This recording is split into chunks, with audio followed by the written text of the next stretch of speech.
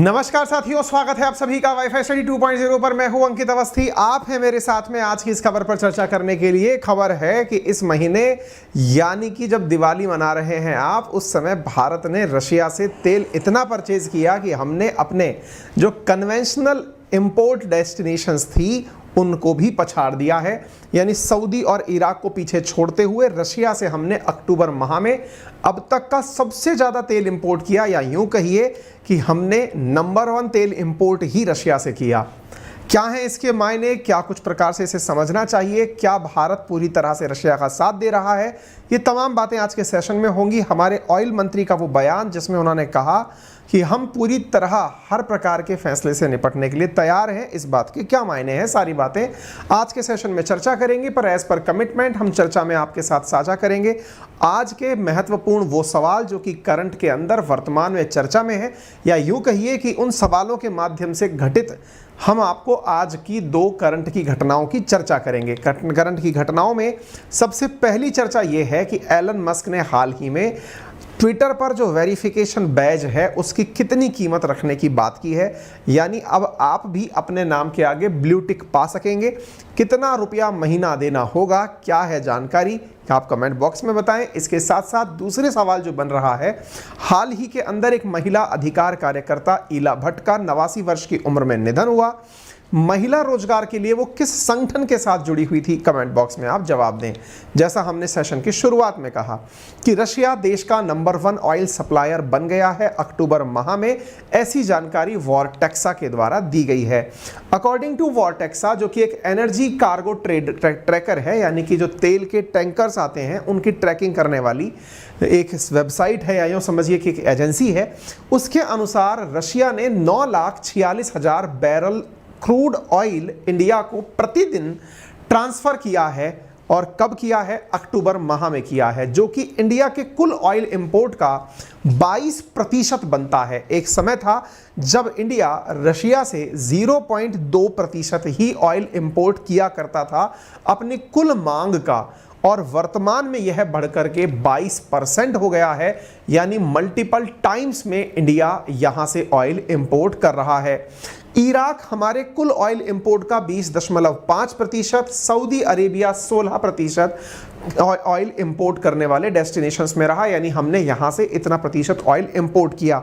अगर हम सितंबर मंथ से कंपेयर करें तो हमने सितंबर मंथ के कंपेयर में यहां से ऑयल इंपोर्ट इंक्रीज किया है।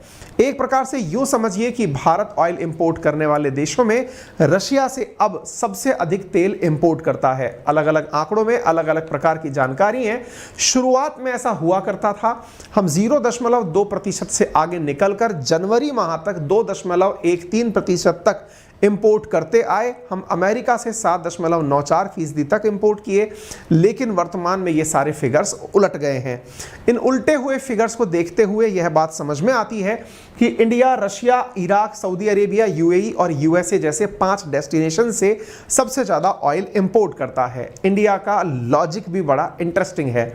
हाल ही में इंडियन मिनिस्टर से जब यह सवाल CNN के पत्रकार के द्वारा दुबई में पूछा गया कि आप वहां से ऑयल इंपोर्ट करते हैं, क्या यह सही है, उन्होंने जवाब बड़ा ट्विस्ट के साथ दिया। हरदीप सिंह पुरी जी, जो कि भारत के ऑयल मिनिस्टर हैं, उन्होंने अपने सवाल के जवाब में कहा, निश्चित ही यह हमने ऑयल परचेज किया है और हमने अपनी आवश्यकताओं की पूर्ति के साथ किया है। लेकिन यह बात ध्यान रहे कि यदि हम ऑयल परचेज वहां से नहीं करते तो दुनिया भर के अंदर ऑयल की कीमतें $200 प्रति बैरल हो जाती, क्योंकि दुनिया में अगर सभी देश गल्फ नेशन से या ऑयल प्रोड्यूसिंग नेशन से महंगा तेल परचेज करने लगेंगे तो डिमांड रेज होने के साथ साथ ऑयल की कीमतों में इजाफा होगा, जिससे महंगाई बढ़ेगी और उसकी वजह से, महंगाई की वजह से स्टैगफ्लेशन जैसी स्थिति आएंगी। महंगाई की वजह से बेरोजगारी का बढ़ना खतरा हो जाएगा। इस वजह से यदि हम लोग, इंडिया ने कहा कि यदि हम लोग रशिया से ऑयल परचेज नहीं करते तो दुनिया के लिए तेल बहुत महंगा हो जाता। एक प्रकार से हमने रशिया से तेल परचेज करके बहुतों पर एहसान किया है। कहने का सीधा सा अर्थ ये है, ये हरदीप सिंह पुरी जी का कहना है कि हमने तेल परचेज करके आप सब पर मोरल उपकार किया है, नैतिक ड्यूटी निभाई है कि हमने रशिया से तेल परचेज कर लिया, अदरवाइज दुनिया के बहुत बुरे हाल हो जाते, ऐसा उनका कहना है। एक इंटरव्यू है जो कि उन्होंने बेकी एंडरसन, जो कि CNN की पत्रकार हैं, उनको दिया ये यूके की दुबई की यात्रा पर गए हुए थे 31 अक्टूबर, यानी कि 2 दिन पहले की ही बात है। यहां पर ओपेक नेशंस के साथ बातचीत करने, तेल के लिए बात करने आबू धाबी गए थे, यूएई गए थे, और वहां पर जब इनकी बातचीत पत्रकार से हुई तब इन्होंने इस प्रकार की जानकारी उनसे साझा की। इनके इंटरव्यू की कुछ ग्लिम्स इस समय मार्केट में तैर रही हैं, जो कि इंडिया का स्टैंड बखूबी समझाती हैं। Now is the time to move into a path of peace. Let me first try and correct your perspective. We ended the financial year 2022, that is 31st March 22. The purchases of Russian oil was not 2%, 0.2%, number one. Number two, we still buy only in a quarter what Europe buys in one afternoon. So let's be very clear about what the perspective is. Where will we buy from? Russia is not the largest supplier of oil to India. Russia supplied only 0.2%. Now it's one of the top 4 or 5 suppliers. And in fact, the largest supplier last month was Iraq. So that there is no misunderstanding anywhere, we owe a moral duty to our consumers. We have 1.34 billion population, and we have to ensure that they are supplied with energy, whether it's petrol, diesel. We were the only country in the world which at the time when we were feeding 800 million people 3 meals a day, which we are still doing, the government reduced its revenue in order to make sure that prices at the petrol bunk didn't go up. So we have 60 million people going to the petrol bunk. There is no moral conflict with buying Russian oil? Oh, absolutely none. Absolutely none. There is no moral conflict. I mean, somebody wants to take an ideological position. Well, but we don't buy from X or Y. We buy whatever is available, and I don't do the buying. It's the oil companies who do the buying. Let's be quite clear about it.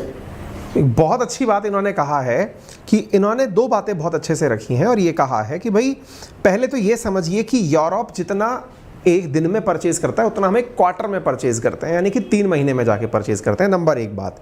Number दूसरी बात, अगर आप ये पूछते हो कि हमने गलत किया या सही किया, तो ये जान लो कि हम 130 करोड़ की पॉपुलेशन वाले देश हैं। ऐसी स्थिति में हमें उन लोगों को 90 मिलियन लोगों को खाना सुबह शाम 3 टाइम का खाना खिलाने की जिम्मेदारी हम पर है। यदि हमने अपने द्वारा अपने देश के लोगों के लिए काम नहीं किया तो उनके साथ हम मोरली यानी नैतिक रूप से सही काम नहीं करेंगे। तो हमारी मोरल ऑब्लिगेशन हमारे देश के प्रति है।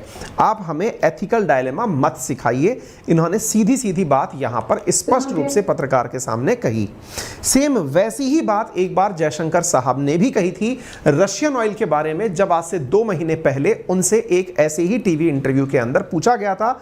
उन्होंने कहा था कि हमारे नागरिकों के प्रति उत्तरदायित्व है, उन्हें सस्ता तेल उपलब्ध करा के हम महंगाई को नियंत्रित रखने का प्रयास कर रहे हैं। उसके बावजूद भी हमारे ऑयल इंपोर्ट बिल्स बढ़कर 119 बिलियन डॉलर के हो गए हैं फाइनेंशियल बिल 2022 में, और हमारी इन्फ्लेशन जो है वो लगातार बढ़ती जा रही है। डॉलर का हाल बुरा तरह से बिगड़ रहा है, क्योंकि इंडिया में रुपीस जो है वो बुरी तरह खराब हो रही है, इंडिया की रुपी जो है वो बहुत बुरी तरह पिछड़ रही है।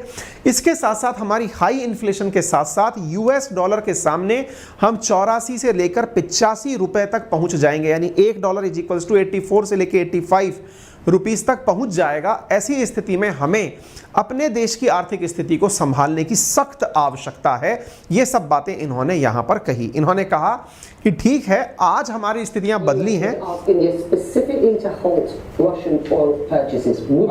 tell you something. First, you should address that question to the EU or to the United States. I know, but I'm telling you, because if India did not buy or someone else didn't buy Russian oil, and the Russian oil were to go off the market, what would happen to international prices? These people would turn around, then the same, somebody is cutting supply, we have more people buying it, the price will go up to $200. Minister, with respect, I'm asking you a simple question. If the EU or the US were to ask India to halt... I don't address hypothetical question.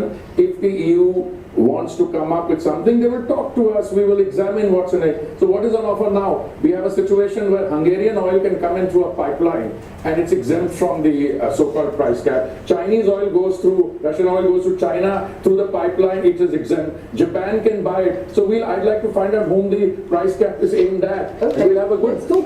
फिर से एक बहुत बेहतरीन यहाँ पर हरदीप सिंह पुरी जी, जो कि पूर्व में एक सिविल सर्वेंट यानी एक विदेश सेवा के अधिकारी रह चुके हैं, वर्तमान में हमारे ऑयल मिनिस्टर हैं, इनके द्वारा एक बात बहुत अच्छे से यहाँ पर रखी गई। जब पत्रकार ने इनसे पूछा कि अगर आपसे कोई ये कहे, यानी यूरोपियन यूनियन या अमेरिका आपसे कहे कि आप ऑयल लेना बंद कर दीजिए, तो आप क्या करेंगे? इन्होंने कहा कि मैं किसी फर्जी मनगढ़ंत सवाल का जवाब देने के लिए बाध्य नहीं हूँ। जब जापान रशिया से तेल खरीद सकता है, जब चाइना रशिया से तेल खरीद सकता है, जब हंगरी जो कि यूरोपियन कंट्री है वो रशिया से तेल खरीद सकता है, तो ये सवाल हमसे क्यों? ये सवाल आप उल्टा जाके उनसे पूछिए ना, हमसे इस सवाल को क्यों पूछ रहे हैं? यहाँ पर एक तरह से इंडिया ने अपना स्टैंड इंटरनेशनली एक विदेशी पत्रकार को बहुत अच्छे से रख दिया कि आप हमसे मत पूछिए कि हम क्या करेंगे, ये हाइपोथेटिकल है, हमारी अपनी ज़रूरतें हैं, हम उनकी पूर्ति करने के लिए बाध्य हैं।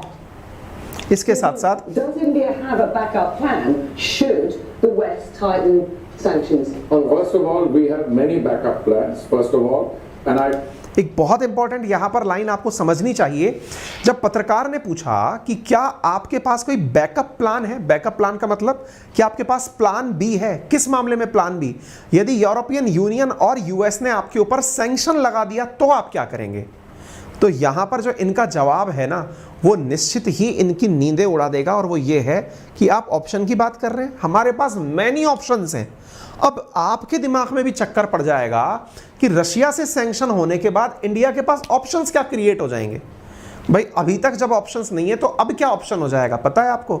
हमारे पिंडोरा बॉक्स में अभी कौन रखा हुआ है? ईरान रखा हुआ है, जिससे हमने अभी तक ऑयल परचेज जीरो रखा हुआ है यूएस सैंक्शंस को वैल्यू देते हुए। अगर रशिया से ऑयल इंपोर्ट को बैन करने का हम पर प्रेशर डाला गया तो इंडिया निश्चित ही ईरान को एक्सप्लोर करेगा, ये तय मानिए।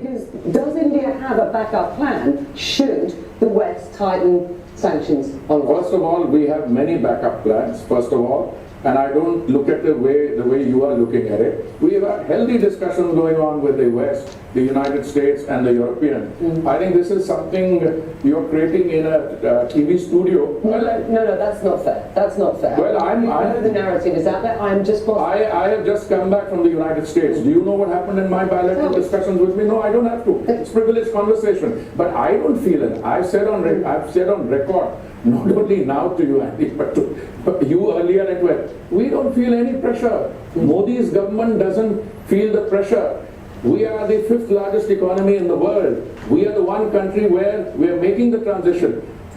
When you have increases in oil prices, they have consequences. One of the consequences is there will be inflation and recession. But one of the consequences is we'll make the transition to green energy just that much faster. I want to talk about that, but before I do, let me just press you a little further.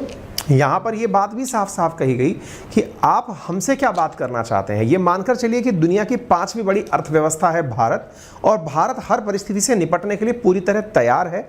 जितना तेजी से हम तेल की समस्या से निपट रहे हैं, उतना ही जल्दी हम ग्रीन एनर्जी की तरफ भी आगे बढ़ रहे हैं। तो हमसे मत पूछिए। तो ये बहुत ही अच्छा स्टैंड है, और निश्चित ही इंडिया तेल लेता भी है और दूसरे को धमकाता भी है। रही बात इसकी कि अगर हमारे ऊपर वेस्ट के सैंक्शंस आए तो वेस्ट को बताने के लिए पर्याप्त हमारे पास इतना ही कहना काफ़ी है कि हमने यूएस सैंक्शंस को मानते हुए ही ईरान से तेल 22% से 0% कर दिया था। आप देख सकते हैं यूएस ने हमसे 2018 में कहा कि JCPOA के तहत मैं आप लोगों के ऊपर सकाटसा लगा सकता हूं, क्योंकि इन्होंने हमारी बात नहीं मानी, इसलिए ईरान से आप तेल परचेज मत करिए। इंडिया ने तुरंत अपने ईरान से इंपोर्ट खत्म कर दिए। ये डेटा है जो बताता है कि 19-20 में भारत ने मात्र 1.70% रशिया से जो भी मंगाया करते थे उतना तेल हमने ईरान से मंगाया, यानी हम पूरी तरह तत्पर थे कि भाई हम नहीं ले रहे। ठीक है, वर्तमान में लेकिन चाइना ईरान के साथ में $400 बिलियन की डील कर चुका है। यह अपने आप में दर्शाता है कि ईरान का तेल सस्ते दामों पर चाइना उपयोग में ले रहा है। ऐसी स्थिति में ईरान हमें कई बार कह चुका है कि जो रशिया के साथ आपने डील करी है ऐसी ही हमारे साथ कर लीजिए, अमेरिका के सैंक्शंस को किनारे रखिए और अपना सस्ता तेल हमसे परचेज करिए। चूंकि इंडिया ये बता चुका है कि हमने आपकी वैल्यू रखते हुए ईरान से तेल नहीं लिया है। यदि आपने जबरदस्ती हमें प्रेशराइज करने की कोशिश की तो हम ईरान से ही तेल मंगाना शुरू कर देंगे, जो कि तुलनात्मक रूप से हमारे नजदीक भी होगा और सस्ता भी होगा। तो फिलहाल के लिए हम आपके सैंक्शन वाली बात को मान रहे हैं, रशियन ऑयल के ऊपर आप हमारे ऊपर पाबंदी ना लगाएं। उम्मीद है आप सभी को यह बात अच्छे से समझ में भी आ गई होगी। शुरुआत में जो सवाल हमने आपसे पूछे थे अब जवाब है उनके आंसर्स का। टेलीग्राम ट्विटर के बारे में पूछा था कि जो वेरीफाइड अकाउंट की कॉस्ट है वो कितनी रखी जाने की बात की जा रही है, तो $8 प्रति मंथ रखने की बात एलन मस्क कर रहे हैं। यानी अब आपके अकाउंट के आगे जो वेरीफाइड बैज लगा हुआ है उसकी कीमत चुकाकर आप अपना टेलीग्राम ट्विटर चैनल वेरीफाई करवा सकते हैं। इतना ही नहीं, सेवा फाउंडेशन की थी, पद्मा भूषण से रेसिपिएंट थी ईला भट्ट, जिनका हाल ही में निधन हुआ है। ये 2 सवाल हमने आपके सेशन के शुरुआत में आपसे चर्चा किए थे, सेवा फाउंडेशन से ये जुड़ी हुई थी। उम्मीद है कि आप सभी साथियों को ये जानकारी समझ में आई हो। यदि ये जानकारी पसंद आई हो तो इसका PDF मैं आपके साथ अभी सेशन अंत होने पर अपने टेलीग्राम चैनल अंकित अवस्थी सर, जो कि एक वेरीफाइड अकाउंट है जिसका टेलीग्राम ने पैसा नहीं लिया है, और GK by Ankit Awasthi sir पर भी मैं उपलब्ध करा दूंगा। Use my referral code Ankit 10 to avail 10% discount on all type of subscriptions on Unacademy. शुभ रात्रि।